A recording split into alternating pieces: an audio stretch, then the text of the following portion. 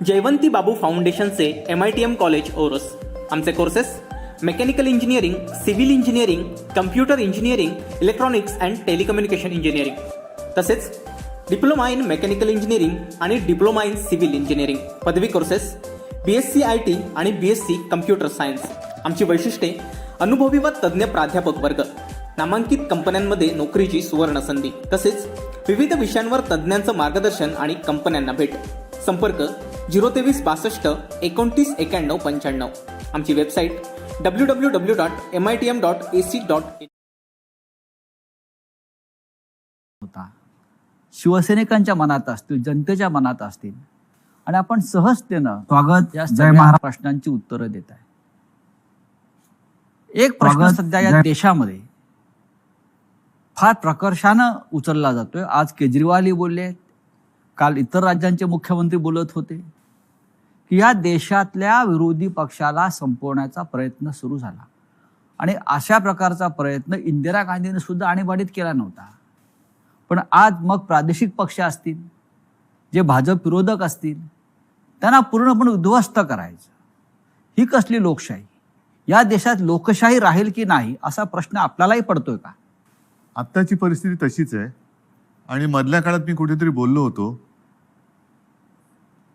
अशी जर का भीती विरोधी पक्षापासून सत्ताधाऱ्यांना वाटायला लागली तर तो त्यांचा कमकुवतपणा आहे. लोकशाहीचा अर्थ असा की प्रत्येक वेळेला काय शिवसेना म्हणा, भाजप म्हणा, काँग्रेस म्हणा आणि इतर कोणतेही पक्ष यांना सातत्याने पराजय किंवा विजय हे प्राप्त झाले तशातला भाग नाही आहे. विजय होत असतात, पराजय होत असतात, परत विजय होत असतात, नवीन पक्ष उदयाला येत असतात, तेही काही काळ चमकून जातात. पण हीच तर लोकशाहीची एक वेगळी गंमत आहे. तुम्हाला सगळं तुमच्या बुडाखाली ठेवण्याची जेव्हा एक महत्वाकांक्षा, राक्षसी महत्वाकांक्षा येते, तेव्हा विरोधी पक्षाकडनं तुम्हाला भीती वाटायला लागते. खरं काय होईल? ठीक आहे ना, आज आम्ही बसलो, उद्या तुम्ही बसाल. होतो ना, मी काल मुख्यमंत्री होतो, आज तुमच्या समोर बसलेले परत पहिल्यासारखा. काय फरक काय पडला? फरक काय पडला? सत्ता येते, सत्ता जाते, सत्ता परत येते. जे वाजपेयी म्हणाले होते, सरकार आती है जाती है लेकिन देश रहना चाहिए. तो देश राहण्यासाठी म्हणून जर का आपण सगळ्या पक्षांनी मिळून काम नाही केलं तर आपणच आपल्या देशाचे शत्रू आहोत. कारण देशाला आज सुद्धा बघा, शेवटी रुपयाचा निच्चांक, महागाईचा उच्चांक, या अशा सगळ्या गोष्टीकडे कोणाचंच लक्ष नाहीये. थातूरमातूर काहीतरी एक मलमपट्टी केली जाते. अग्निवीर आणलाय ना. हो, पण त्यातनं सुद्धा ते वीर बाहेर पडले ना. डोक्यात अग्नी आहे त्यांच्या डोक्यात अग्नी आहे आणि ते वीर बाहेर पडले की आमचं तुम्ही आम्हाला टेम्पररी बेसिसवरती ठेवताय.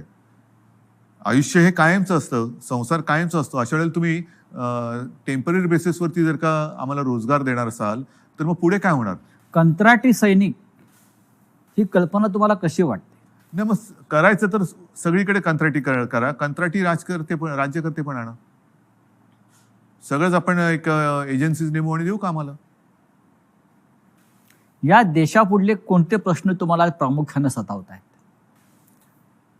लोकशाही संकटात आहे, न्यायालयांवरती दबाव आहे, केंद्रीय तपास यंत्रणांचा गैरवापर होतोय. केंद्रीय तपास यंत्रणेबद्दल काही वेळेला न्यायालयांनी सुद्धा आपली मतं नोंदवलेली आहेत. आजकालच मला वाटतं दिल्लीच्या मुख्यमंत्र्यांनी सांगितले की त्यांच्या एका महत्वाच्या नेत्याला, मनीष सिसोदियाला अटक होण्याची शक्यता आहे. खोट्या आरोपांखाली. हा, म्हणजे आरोप आधी अटक, मग आरोप ठरवतील आणि कालांतराने त्यातनं ते सुटतात. पण तोपर्यंत त्यांचं आयुष्य तुम्ही बर्बाद केलेलं असतं. असं कोणाचं आयुष्य बर्बाद करून कोणाला सुख लाभत असेल असं मला नाही वाटत. म्हणजे अशी लोक कधी सुखात राहू शकतील आणि शकतात याच्यावरती माझा विश्वास नाहीये. त्याच्यामुळे ठीक आहे ना, लोकशाही आहे, तुम्ही काय बोलायचं ते बोला, आम्ही काय. पण आता ज्या पद्धतीने बदनामीकरण चाललेलं आहे, हे बदनामीकरण फार घाणेरड्या आणि अश्लाघ्य भाषेत आणि विकृत पद्धतीने चाललेलं आहे. हे लाभणारं नाहीये कोणाला.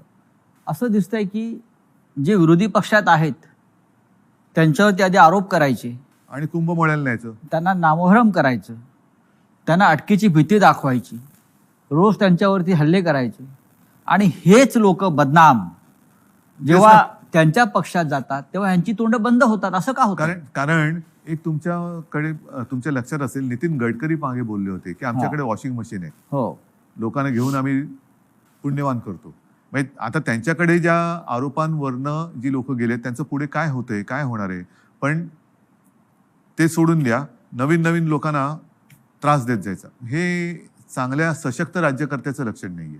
कारण शिवसेनेतलेच काही लोक ज्यांच्यावर 1 महिन्यापर्यंत हे तुरुंगात 24 तासात जातील, हे फासावर जातील, असे जेव्हा आरोप होत होते आणि तेच लोक तिथे जाऊन आहेत ना, शुद्ध आता आणि तुमच्यावरती आरोप होत आहेत, तुम्हाला सुद्धा ते अटक करणार असं एक वातावरण नक्कीच. निर्माण केलं जाते. हो. म्हणजे ह्याला काय म्हणायचं? पण तुम्ही हटत नाही आहात. तुम्ही आता तिकडे गेलात तर तुम्ही सुद्धा पुण्यवान हो, व्हाल. मला तसं सांगण्यातच आलं होतं. तुम्ही पण पुण्यवान व्हाल. हो, पण मला पुण्यवान पण व्हायचं ना सगळे- अशा सगळे- प्रकारे. सगळे पुण्यात्मे तिकडे जातील. आपण धर्मात्मे आहोत. नाही, आणि म्हणून जे बाळासाहेब म्हणायचे ना, की जो आपल्या कर्माने मरणार आहे त्याला धर्माने मारू नका.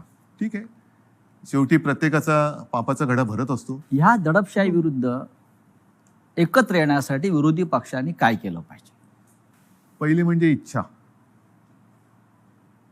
जो एक अनुभव त्यावेळेला आपल्या देशाने घेतला होता आणीबाणीच्या वेळेला, जनता पक्ष स्थापन झाला होता.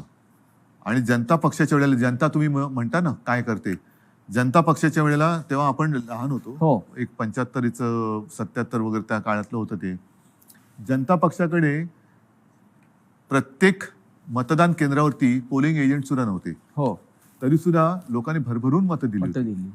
त्यावेळेला सर्व थरातील लोक, साहित्यिक असतील, सगळे असतील, हो. हे बाहेर पडून आवाज उठवला होता. जनता पक्ष सत्तेवर आला आणि आपापसात भांडून स्वतःचं सरकार स्वतः पाडून टाकलं. त्याच्यामुळे एक इच्छाशक्ती पाहिजे, की समजा जर का एकत्र यायचं झालं तर कोणीही पदांवरनं भांडणार नाही, कोणी पदांवरून भांडायचं नाही. आणि आपल्या देशामध्ये लोकशाही, म्हणजे मी असं काय म्हणत नाही की आता यांनी काही हुकुमशाहीच आणलेली आहे, पण ज्या दिशेने पावलं पडतायत ती पावलं, ही लक्षणं, अनेक जणांचं मत आहे की ही काही बरी नाही आहेत. पण ही इच्छाशक्ती जी आपण म्हणताय ती उद्धव ठाकरे प्रमुख विरोधी पक्षाचे नेते, आजचे शिवसेना प्रमुख, शिवसेना पक्ष प्रमुख म्हणून तुमच्याकडे आज आहे का? आहे, नक्कीच आहे. म्हणजे प्रश्न माझ्या एकट्याचा नाहीये, पण सर्व देशातील सर्व राज्यांनी एकत्र व्हायला पाहिजे. आणि माझं तर म्हणणं आहे की भारतीय जनता पक्षाने सुद्धा अधिक शत्रू न वाढवता एक ज्याला आपण आरोग्यदायी राजकारण म्हणतो आपण, एक Healthy. चांगलं हेल्दी पॉलिटिक्स असं करावं. ठीक आहे ना, कोण विरोधी पक्षात असेल, आम्ही तर मित्रच होतो. 25-30 वर्ष आपण त्यांची सोबतीच होतो. तरी सुद्धा 2014 त्यांनी युती तोडली होती, कारण काही नव्हती. तेव्हा आपण हिंदुत्व सोडलेलं नव्हतं आणि आजही सोडलेलं नाही. पण तेव्हा तरी देखील भारतीय जनता पक्षाने शिवसेनेसोबतची युती शेवटच्या क्षणाला तोडली होती. कशाला? आम्ही मित्रच होतो तुमचे. काय मागत होतो तेव्हा? तर मी आता सुद्धा 2.5 वर्षाचं मुख्यमंत्रीपद शिवसेनेसाठी का मागत होतो आणि मागितलं होतं, ते म्हणजे मी त्या सरत्या काळामध्ये माननीय शिवसेना प्रमुखांना वचन दिलं होतं की मी शिवसेनेचा मुख्यमंत्री करून दाखवेन. म्हणजे तसं बघितलं तर ते वचन अजूनही माझं अर्धवट आहे. कारण मी मुख्यमंत्री होईन असं नव्हतं बोललो. ते मला एक आव्हान स्वीकारावं लागलं होतं, कारण या सगळ्या गोष्टी ठरवल्यानंतर नाकारण्यात आल्या, म्हणून मला ते करावं लागलं. हो, पण फुटीरांचा तोच आक्षेप आहे. फुटीरांचा आक्षेप हाच आहे की उद्धव ठाकरे मुख्यमंत्री झाले. बरं झालो, कारण मी आता होऊन गेलेलो आहे. होय, बरोबर आहे, झालो. काय प्रॉब्लेम काय तुम्हाला? पण म्हणून तुम्ही ज्या बाळासाहेबांचा फोटो लावताय त्या बाळासाहेबांच्या पुत्राला गादीवरनं खाली उतरवलं. इतके 2.5 वर्ष किंवा त्याच्या आधी सुद्धा एका भर सभेत त्यांनी राजीनामा दिल्याची क्लिप ती सुद्धा आहे ना. म्हणजे भारतीय जनता पक्ष कसा अत्याचार करतोय शिवसैनिकांवरती, ही ती क्लिप आहे. आणि मीच माझ्या समोर त्यांनी तो राजीनामा दिला होता. आता तो एकदम फुटीरांचा असा एक आक्षेप आहे की शरद पवारांनी उद्धव ठाकरेंना मुख्यमंत्री करून शिवसेना संपवली. आज जे गावोगावी दिसतंय ते काय? गावोगावी दिसते ते काय? बरं, आधी भाजपा बरोबर सत्तेत किंवा युतीत होतो तेव्हा भाजपा त्रास देतोय. होय. आता भाजपा त्रास देतोय आणि आपल्याला खोटं ठरवतोय, आपल्याबरोबर ठरवलेल्या गोष्टी नाकारतोय, म्हणून महाविकास आघाडीला जन्म दिला, तर काँग्रेस राष्ट्रवादीवाले त्रास देत आहेत. मग नेमकं तुम्हाला हवं तरी काय? नाही, माझाही हाच प्रश्न आहे की त्यांना नक्की काय हवंय? त्यांना त्यांची लालसा, स्वतःला मुख्यमंत्रीपद ते त्यांनी अत्यंत वाईट पद्धतीने मिळवलं आणि शिवसेना प्रमुखांबरोबर तुलना करायला लागले की ही आमची शिवसेना म्हणून. हो, कारण शिवसेना प्रमुखांशी तुलना आपण म्हणजे तरी आणि हे बघितल्यानंतर मला नाही वाटत भाजप त्यांना पुढे कधी स्वतःच घेतील, कारण ते नाहीतर नरेंद्रभाईंबरोबर तुलना करायला लागतील स्वतःची आणि पंतप्रधान पद मागतील. कारण काय शेवटी ती एक लालसा अशी घाणेरडी असते ना, चटक. म्हणजे मला एका गोष्टीचं समाधान नक्कीच आहे की 2.5 वर्ष मी थेट मुख्यमंत्री होतो, पण मला सत्तेची चटक नाही लागली. तो सत्ता पिपासूपणा एकदा जर का रक्तात भिनला तर मग तुम्ही कोणाचे नसतात आणि कोणी तुमचं नसतं. तेच त्यांचं आज झालेलं आहे. उद्धवजी, आमदार गेले, आता काही खासदार गेले. हे गेल्या निवडणुकीत पडले असते तर काय झालं असतं? हे गेल्या निवडणुकीत पडले असते ते आता 2.5 वर्षांनी पडले असं मी समजतो. उद्धवजी, हे इतक्या मोठ्या प्रमाणात जेव्हा आमदार फुटतायत किंवा आपल्याला सोडून चाललेत, हे जेव्हा चित्र स्पष्ट झालं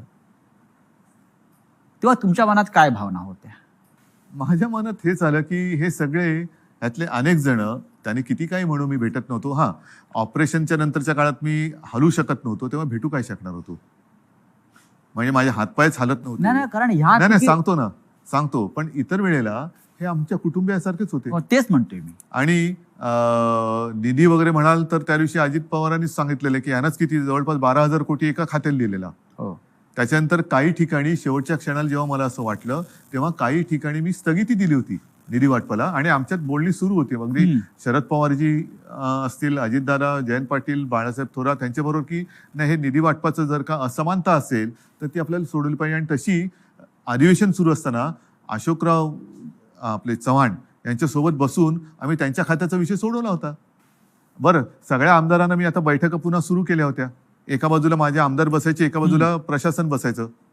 काम कुठे अडलेलं आहे, मग सगळ्यांचं झाल्यानंतर मी मुख्यमंत्री म्हणून तिथल्या तिथे काही सूचना देत होतो. सगळ्या आमदारांना विचारायचो, आता काय प्रॉब्लेम आहे?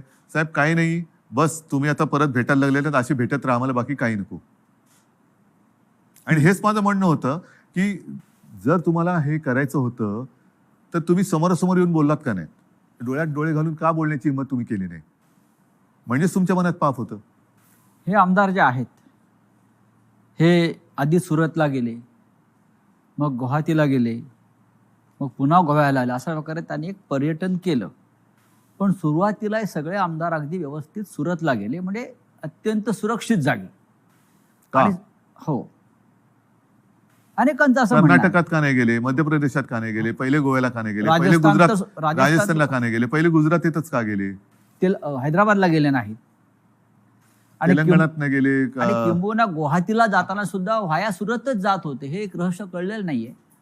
रहस्यामध्येच उत्तर आहे ना. हो, पण असं एक लोकांच्या मनात किंवा एक प्रश्न विचारला गेला की जर स्वतः उद्धव ठाकरे उठून सुरतला गेले असते कशासाठी, तर चित्र बदललं असतं का? कशासाठी? माझ्या मनात काही पाप नव्हतं. मी तुम्हाला बोलवत होतो की माझ्याकडे येऊन बसा, बोला. समजा राष्ट्रवादी तुम्हाला त्रास देते, मी त्यांना या शब्दात सांगितलं होतं की पहिले 2-3 गोष्टी होत्या. ज्या समजा आमदारांना 2014 साली भाजपनी दगा दिला तरी सुद्धा भाजप सोबत जायचे, 2019 साली सुद्धा आपल्याला ठरवल्याप्रमाणे केलं नाही, उरलेल्या काही जागांवरती बंडखोर उभे केले. हे सगळे त्यांचेच अनुभव आहेत, जे आपले दुर्दैवाने पराभूत विजयी झालेले आमदार आपले जे काही पराभूत झाले. मी त्यांना म्हटलं की काही आमदारांना जे मला सांगण्यात आलं की काही आमदारांचा दबाव आहे, त्यांना भाजपसोबत जायचं. म्हटलं अशा सगळ्या आमदारांना आणा. माझ्यासमोर 2-3 प्रश्न आहेत. एक म्हणजे कारण नसताना जे शिवसैनिकांना ही ईडी-पीडी जी काय आहे, काही नसताना, म्हणजे जे हिंदुत्वासाठी त्यावेळेला अगदी दंगलीत लढलेले सुद्धा शिवसैनिक, मग तो अनिल परब असेल, तुम्ही त्यावेळेला आपली हिंदुत्वाची बाजू लावून धरली होती, ह्यांना एकदम तुम्ही आता छळायला लागलात. हा छळ कुठपर्यंत चालणार? कारण नसतानाचा असा यांचा मोठा काय गुन्हा आहे? दुसरी गोष्ट, जे त्यावेळेला नाकारलं ठरवून, ते यावेळेला भारतीय जनता पक्ष काय करणार आहे? काय शिवसेनेला सन्मानाची वागणूक कशी देणार आहे? तिसरी गोष्ट मला आमदारांना विचारायचे आणि खासदारांना सुद्धा मी त्या दिवशी बोललो की 2.5 वर्ष आजपर्यंत कोणी हिंमत केली नाही असं बाळासाहेबांच्या कुटुंबियांवरती, मातोश्रीवरती अश्लाघ्य भाषेमध्ये जे बोलले गेलंय त्याच्याबद्दल तुम्ही काय बोलणार आहात? त्याच्याबद्दल मधल्या काळात तुम्ही का बोलला नाहीत की आम्हाला मान्य नाही? म्हणजे एवढं सगळं तुमच्या नेत्यांच्या कुटुंबियाबद्दल, घराबद्दल, मातोश्रीबद्दल बोलून सुद्धा तुम्ही शेपट्या घालून जाणार. जसं भुजबळांबद्दल बोललं जातं की भुजबळांनी अटकेचा प्रयत्न केला, पण भुजबळांनी व्यवस्थित खुलासा केलाय. त्याच्यानंतर स्वतः भुजबळ आणि शिवसेना प्रमुखांची भेट मातोश्रीत झाली. तो सगळा संवाद जो काय होतो त्याला मी पण साक्षीदार होतो, तुम्ही पण होतात मला वाटतं. आणि मग हो. बाळासाहेबांनी सांगितलं की ठीक आहे, याच्या पुढे आपलं वैर संपलं. बाळासाहेब हे उमद्या स्वभावाचे होते हा, आणि त्याने अनेकदा शत्रूलाही माफ केलं. माफ केलं. पण तसं हे जे काही यांनी केले यांच्याकडनं नेमकं काय होणार आहे का? हे सगळं बदनामी करून सहन करून मी तुमचा आग्रह आहे म्हणून मी शिवसेनेला त्यांच्या पदरी बांधू का, नेऊन दाराशी बांधू? तुम्हाला जायचं तर तुम्ही जाऊ शकता, पण शिवसेनेला सन्मानाचं आज त्यांनी जे काही केलं हेच त्यांनी आधी का नाही केलं? जे ठरल्याप्रमाणे केलं असतं तर आज 2.5 वर्ष झाली होती. एक तर त्यांचा मुख्यमंत्री होऊन गेला असता, नाही तर शिवसेनेचा होऊन गेला असता. बरं, मी हेही सांगितलं होतं की जर शिवसेनेच्या मुख्यमंत्र्याला तुम्ही पहिली 2.5 वर्ष दिली तर ज्या तारखेला राजीनामा द्यायचा आहे ती तारीख वार टाकून त्या मुख्यमंत्र्याची सही आणि खाली माझी पक्षप्रमुख म्हणून माझी सही की अमुक एका दिवशी या तारखेला या दिवशी शिवसेनेचा मुख्यमंत्री पायउतार होईल आणि त्या पत्राचं होर्डिंग करून मंत्रालयाच्या दारात लावा. आज तुम्हाला महाराष्ट्रामधलं थोडीशी गंमत वाटत नाही का? तो हास्य जत्रेचा एक सीझन की ज्यांना मुख्यमंत्री व्हायचं होतं ते उपमुख्यमंत्री झालेले दिसत आहेत. उपरवाले की मेहरबानी, हा कोणता उपरवाला? ज्याचं त्याला माहित. म्हणजे देवेंद्र फडणवीस हे भाजपचे इकडले सगळ्यात मोठे नेते. त्यांनी 5 वर्ष मुख्यमंत्री पद त्यांच्या केलं. बरोबर असं का वागले गेले हे मला काय कळलं नाही.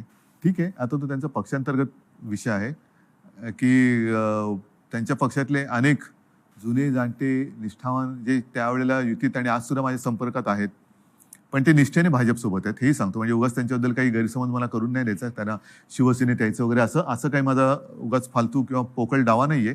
पण त्यांना या गोष्टी पटत नाहीयेत, पण तरी देखील ते निष्ठेने भाजपचं काम करतात. बाहेरची माणसं, विरोधी पक्षनेतेपदी सुद्धा त्यावेळेला वरच्या हाऊसमध्ये बाहेरचा माणूस, आता मुख्यमंत्रीपदी, तरी सुद्धा ते निष्ठा म्हणून काम करतात. म्हणजे शिवसेना विरुद्ध शिवसेना असा त्यांना महाराष्ट्रात सामना करायचा. शिवसैनिकाकडनं शिवसेना संपवायची. आता तो शिवसैनिक, ते गेले ते शिवसैनिक नाहीयेत. तुम्ही अचानक वर्षात सोडलं ध्यानीमनी नसताना. मग काय, हा शॉक. जसं ध्यानीमनी नसताना मी गेलो तसं ध्यानीमनी नसताना गेलो. एक गोष्ट लक्षात घ्या, जी गोष्ट आपली नाही ती मिळवण्यात आनंद असता कामा नये आणि जी गोष्ट आपली नव्हतीच ती सोडण्यात वाईट वाटण्याचं कारण नाही. पण आपण जी माणसं आपली नव्हती ती सोडून गेली त्याच्यात वाईट वाटण्याचं कारण नाही, असंच मी म्हणेन. आम्ही त्यांना मानत होतो आपलं. आपण जेव्हा मुख्यमंत्री पदावरून पाय उतार झाला, म्हणजे दूरदर्शनवरून लाईव्ह आपण सांगितलं की मी वर्षाही सोडतोय, मी मुख्यमंत्रीपदी सोडतोय, आणि आपण जेव्हा निघालात तेव्हा महाराष्ट्राच्या डोळ्यात अश्रू होते. आणि वर्षा ते मातोश्री या प्रवासामध्ये आपल्या महिला, तरुण, पुरुष, वृद्ध हे दुतर्फा उभे राहून आपल्यासाठी आपल्याला एक मानवंदना देत होते. हे चित्र पाहून काय वाटलं आपल्याला? खरं म्हणजे राजकारणामध्ये असं घडत नाही. नाही, मी एका वेगळ्या ह्याने माझं आयुष्य सार्थक झालं असं मानतो. कारण आजपर्यंत अनेक मुख्यमंत्री आले आणि गेले. हो, मी सुद्धा होतो आणि मी गेलो. हे आजची सुद्धा आजुऱ्यात म्हणजे कधीतरी त्यांना पण जावं लागणार आहे. पण बरं झालं बाबा गेला असं बऱ्याचदा म्हटलं जातं, किंवा हा ठीक आहे गेले दुसरे येतील त्याच्यात काय. पण एखादा मुख्यमंत्री पाय उतार होतो आणि लोक गलबलतात. मला वाटतं हे आशीर्वाद आणि ही कमाई माझ्या आयुष्याची फार मोठी आहे. कारण लोकांना मी आपलं वाटतो ह्याच्याखेरीज दुसरं काय आपल्या आयुष्यात पाहिजे असतं. पैशानी खरेदी करता येत नाही. प्रेम हे पैशाने विकत घेतलं जाऊ शकत नाही. जी एक माझी प्रतिमा, अनेकांनी मला सांगितलं की तुम्ही आमच्याशी बोलताना आमचा कुटुंबातला एक कोणतरी बोलतोय असं वाटतं, कुटुंबातला एक कोणतरी बोलतोय असं वाटतं. हे भाग्य हे फार क्वचित कोणाच्या तरी नशिबी. तुम्ही विश्वासदर्शक ठरावाला सामोरा गेला असतात तर काय झालं असतं? तर जे फुटीर गट आहे तो अधिक उघडा पडला असता. असं तो पडलाच ना, अध्यक्षांच्या निवडणुकीत पडला, त्याच्या आधी पडला, आता सुद्धा म्हणजे तो रोज पडतच चाललेला आहे. निवडणूक आयोगाकडे त्यांनी पत्र दिले, त्याच्यात सुद्धा तो शिस्तभंगाचीच कारवाई आहे. मी पहिलेच म्हटलं होतं की हल्ली लोकशाहीमध्ये डोकं वापरण्यापेक्षा मोजण्याकडेच त्याचा जास्त उपयोग होतोय. आणि मला सातत्याने असं एक भासवलं जात होतं की काँग्रेस दगा देणार, आणि पवार साहेब तर त्यांची ओळखच ती आहे असं ते म्हणायचे सगळेजण. ते बघा पवार साहेब, आता माझ्याच लोकांनी मला दगा दिला आणि मग किती लोक माझ्यासोबत आणि माझ्या विरुद्ध, माझ्या माणसाने एकाने जरी माझ्या विरुद्ध मत व्यक्त केलं सभागृहात तरी ते मला लज्जास्पद होतं. पण थोडंसं काय त्यांनी येऊन नीट सांगितलं असतं ना तर हे सन्मानाने केलं असतं. अगदी शेवटच्या काळात सुद्धा मी यांना म्हटलं होतं विश्वासघातक्यांना की तुम्हाला मुख्यमंत्री व्हायचंय का? ठीक आहे ना, आपण बोलू. काँग्रेस राष्ट्रवादीशी मी बोलतोय. भाजपासोबत जाऊन व्हायचे का? तर ह्या 2-3 प्रश्नांची मला भाजपाकडनं उत्तरं मिळू द्या. ठीक आहे, आपण काँग्रेस राष्ट्रवादीला जाऊन सांगू. झालं तेवढं खूप झालं. माझी लोक तुमच्यासोबत काय आनंदाने राहायला तयार नाही आहेत. पण तेवढी हिंमत नव्हती, कारण कारणच नाही आहेत ना काही. म्हणजे रोज वेगळं कारण येते. म्हणजे तुमची मुख्यमंत्रीपद सोडण्याची तयारी होती? माझी स्वीकारण्याचीच तयारी नव्हती. पण त्या काळात ते काय जिद्दीने मी केलं. मी इच्छेने मुख्यमंत्री नाही झालो, मी जिद्दीवरती झालो. आणि जिद्दीवरती मी जो काय 2.5 वर्षाचा कालखंड आहे तो मी माझ्या परीने केला. उद्धवजी, तुम्ही 2.5 वर्ष राज्याचा कारभार केला, तुम्ही एक सरकार चालवलं. आजच्या नव्या सरकारकडे तुम्ही कसं काय पाहता? सरकार स्थापन झाल्यानंतर याच्यावरती बोलण्यात काहीतरी अर्थ आहे. अजून सरकार स्थापन झालं नाही? ते हम दो एक कमरे में बंद हो असंच आहे ना सरकार. और चाबी खो जाए, चाबी वरनं जेव्हा उघडतील तेव्हा मंत्रिमंडळाचा विस्तार होईल. पण तुम्ही 16 आमदारांना नाही, मला एवढंच आहे की अपात्रतेची तलवार आहेच ती. मला त्याच्याबद्दल बोलायचं नाही, कारण ते प्रकरण आता कोर्टात आहे. अनेक घटना तज्ञांच्या मताप्रमाणे काय होणार हे लोकांना कळलेलं आहे. कारण तो जो कायदा होता त्या कायद्यात स्वच्छ आणि स्पष्ट आहे. आणि मला नाही वाटत की अजूनही घटनाबाह्य कृत्य आपल्या देशात करण्याची कोणाची हिंमत असेल. त्याच्यामुळे मला न्यायालयात जे काय होईल ते होणारच आहे. पण त्याच्यामुळे मला त्याच्यावरती जास्त काय बोलायचं नाहीये. मात्र एक सांगतो की आत्ताचे जे काय ते पूर्वी देवानंदचा पिक्चर होता हम दोनो, असे काय काय दोनोवरनं बरंच काय एक दुजे केली आहे. नाही, ते खूप काय काय आहेत. पण त्यांनी जी निर्णयाला स्थगिती देण्याची एक घाई केलेली आहे. आणि काय काय निर्णय, जसं आरे कारशेड. माझं पुन्हा एकच म्हणणं आहे की माझ्यावरचा राग तुम्ही मुंबईवरती काढू नका. मुंबईचं पर्यावरणाला घात होईल असं काही करू नका. तिकडे झाडांची कत्तल केल्यानंतर सुद्धा बिबळ्यांचा वावर आहे. आणि एक मध्ये तो रिपोर्ट जो माझ्या घरी टेबलवरती पडलेला आहे, तिथे आज सुद्धा वन्यजीव आहेत. तुम्ही तिथे सोडून जिकडे ओसाड जागा आहे कांजूरची, ही ओसाड आहे जागा, त्या ओसाड जागी जर का ते केलं तर हीच मेट्रो आपल्याला अधिक लोकसंख्येसाठी वापरता येईल. आज ना उद्या ह्याला पुन्हा कांजूरला हात घालावा लागणारच आहे. आणि आता सुद्धा पुन्हा एकदा सांगतो, आरे येथे कारशेड करताना जे एक प्रतिज्ञापत्र कोर्टात दिले की एवढी जागा आम्ही वापरणार नाही, ती जागा सुद्धा ह्यांना वापरावीच लागणार आहे जिथे आज झाडं आहेत. तर केवळ तुमच्या हट्टापायी कृपा करा, मुंबईचा घात करू नका. कारण मग मला असं म्हणावं लागेल की हे मुंबईच्या बाहेरचे असल्यामुळे यांना मुंबईबद्दल प्रेम नाही की काय. महाराष्ट्र हा माझा आहे, महाराष्ट्र आपला आहे. मुख्यमंत्री महाराष्ट्राचा असतो, तो केवळ मुंबई, ठाणे किंवा नागपूरचा नसतो. मी मुख्यमंत्री असताना एक गोष्टीबद्दल मला नक्की समाधान आहे की जिथे जिथे शक्य आहे तिथे तिथे मी वन वाढवलेलं आहे. अगदी मुंबईत सुद्धा 800 एकर जंगल मी घोषित केलेलं आहे. अनेक रिझर्व्ह फॉरेस्ट मी घोषित केलेले. आणखीन काही येत्या काही काळात व्हायचे होते. तर शेवटी पर्यावरण हे महत्वाचं आहे, कारण पर्यावरण संपलं तर मग आपल्याला ऑक्सिजन. आपण आता एक फार महत्वाचा मुद्दा मांडला की मुंबईचा घात करू नका. पण या सगळ्या अलीकडच्या राजकारणामागे 1 महिन्यातल्या मुंबईचाच घात करण्याची योजना आपल्याला दिसते आहे का? शिवसेनेचा जो पगडा मुंबईवर आहे, एक मराठी माणूस म्हणून, तो ठसा पुसायचा आहे. तर घात हा इथे होऊ शकतो का? नक्कीच ते त्यांचं जुनं स्वप्न आहे. आणि मी मागे म्हटलं होतं की जसा रावणाचा जीव हा बेंबीत, तसा ह्या राज्यकर्त्यांचा जीव मुंबईत. असा हा प्रकार विचित्र आहे. दिल्ली मिळाली तरी मुंबई पाहिजे. आता खरं म्हटलं तर त्यावेळेला जी युती झाली होती ते शिवसेना प्रमुखांचं एक वाक्य आहे, तुम्ही देश सांभाळा, मी महाराष्ट्र सांभाळतो. पण तुम्ही देशात तर आम्हाला पसरू देतच नाहीत. आणि तशी आपली काय दिल्ली लाल किल्ल्यावरती जाऊन भाषण करण्याची वगैरे काय आपली इच्छा नाही. पण निदान महाराष्ट्रामध्ये आणि मुंबईमध्ये सुद्धा तुम्ही आम्हाला जागा देणार नसाल तर मग युतीतला अर्थ काय? मुंबईचं भविष्य काय या वातावरणात? मराठी माणूस नाही, मुंबईमध्ये मुंबईकर सुद्धा, कारण उद्याच्या महानगरपालिकेच्या निवडणुका ज्या कोणत्या क्षणी जाहीर होतील त्या झाल्या पाहिजेत. मी तर म्हणेन आणि आज जो मुंबईवर भगवा फडकलेला आहे मराठी माणसाचा, त्याच्याविषयी शंका निर्माण करण्यात आलेल्या आहेत की शिवसेनेचा पराभव आम्ही करू. तो सोडा, अशा अनेकांनी म्हटलं होतं की या निवडणुकीनंतर शिवसेना राहणार नाही वगैरे, सगळे झालेले आतापर्यंत. पण मुंबईमध्ये आता मुंबईकर म्हणून सगळे एकत्र झालेत. जो यांनी त्यावेळेला हिंदुत्वमध्ये फोडाफोडी करण्याचा प्रयत्न केला होता, अमराठी, ते सुद्धा आता मला येऊन भेटतायत. मराठी माणसांमध्ये ही फूट पडण्याचा हा प्रयत्न त्यांनी केला होता. आज सुद्धा करतायत. ती मराठी माणसं एकवटलेली आहेत. तमाम मुंबईकर आज निवडणुकांची वाट बघतोय आणि माझं मत आहे लवकरात लवकर निवडणुका घ्याव्यात. केवळ मुंबईच्या नाहीत, राज्याच्या विधानसभेच्या घ्याव्यात. शिवसेनेचा मुख्यमंत्री परत होईल? का नाही होणार? का नाही होणार? आणि तो जर करायचा नसेल तर मग माझ्या लढाईला काय अर्थ आहे? माझं जे शिवसेना प्रमुखांना वचन आहे ते आजही कायम आहे. शिवसेनेचा मुख्यमंत्री, मी तर शिवसेनेचाच आहे, मी पक्षप्रमुख आहे, होय. पण माझा हेतू तो नव्हता. मी मुख्यमंत्री होईन नाही मी बोललो. आणि वचन पूर्ण केल्यानंतर सुद्धा मी काय दुकान बंद करून बसेन? शिवसेना मला वाढवायची आहे आणि ती जर का वाढवण्याचा प्रयत्न मी सोडणार असेल तर मग मी कशाला पक्षप्रमुख? आज राज्यातलं वातावरण काय म्हणतंय? राज्यातलं वातावरण आज ढवळून निघतंय. आज आदित्यचे होय. तुम्ही दौरे बघतात, गेल्या 3 दिवसापासून आदित्य प्रचंड दौरा आहे. प्रचंड गर्दी उसळते आहे. सगळीकडे हीच चर्चा आहे की यांना धडा शिकवायचा. आपण कधी बाहेर पडताय? मी साधारणतः ऑगस्टमध्ये बाहेर पडणार. ह्याचं कारण असं की गेल्या आठवड्यामध्ये मी एक जिल्हा प्रमुखांना काही सूचना दिलेल्या आहेत. जास्तीत जास्त सदस्य नोंदणी, त्याच्यानंतर सक्रिय कार्यकर्त्यांची नोंदणी ही मोठ्या प्रमाणावरती आता चालू आहे. त्याच्यामध्ये आता जसं आदित्य फिरतोय, ठीक आहे, आदित्य तर एक एक टप्प्याने जातोय, पण जेव्हा राज्यामध्ये मी फिरायला लागेन तेव्हा सगळे नेते माझ्यासोबत फिरतील. मग अख्खं राज्याचा जो काही दौरा होईल त्याच्यामध्ये ह्या लोकांना त्या दौऱ्यात येण्यासाठी ही कामं सोडावी लागतील.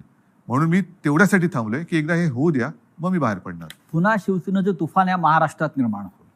करावंच लागेल आणि ते आहेच. तुफान आहेच. लोकांच्या मनामध्ये तुफान आहे, लोकांच्या हृदयामध्ये तुफान आहे. उद्धवजी, आपण स्टुडिओमध्ये आलात, सामनासाठी एक अपेक्षित आणि लोकांना हवी असलेली मुलाखत आपण दिलीत. त्याबद्दल मी महाराष्ट्राच्या जनतेच्या वतीनं आपला आभारी आहे. आणि नक्कीच आपण जो विचार आता मांडलेला आहे महाराष्ट्रासाठी, मराठी माणसाच्या हिंदुत्ववादी संघटनेसाठी, त्यात आपल्याला यश लाभो. आई जगदंबा आपल्याला यश देव, एवढंच सांगतो. मला एवढंच म्हणायचं आहे की आपण माझे महाराष्ट्राच्या जनतेच्या वतीने आभार मानले, पण मी महाराष्ट्राच्या जनतेचा ऋणी आहे. आणि त्यांना मी एवढंच सांगेन की मगाशी जो उल्लेख तुम्ही केला की मी वर्षा सोडून निघाल्यानंतर महाराष्ट्राच्या डोळ्यात पाणी होतं, त्या अश्रूंचं मोल हे मला आहे आणि त्या अश्रूंची किंमत या विश्वासघातक्यांना चुकवायला लावल्याशिवाय आपल्याला गप्प बसता येणार नाही. गप्प बसू नका, हीच माझी जनता जनार्दनाला एक प्रार्थना. लहानसं फक्त जाता जाता संदर्भ देतो, मुलाखत जरी आपण संपत असलो तरी. हे जे फुटीर लोक आहेत त्याने आपल्याला अशी विनंती केलेली आहे की आम्हाला गद्दार म्हणू नका. विश्वासघातकी बोललो ना त्यांना, गद्दार कुठे बोललो मी? म्हणून आज विश्वासघातकी हा शब्द वापरलाय, गद्दार नाही बोललो. त्यांचा पण मान ठेवला मी, अच्छा. म्हणून त्यांना विश्वासघातकी बोललो, गद्दार नाही बोललो. धन्यवाद. जय महाराष्ट्र. जय महाराष्ट्र. जय हिंद. जय महाराष्ट्र. जय हिंद. जय महाराष्ट्र.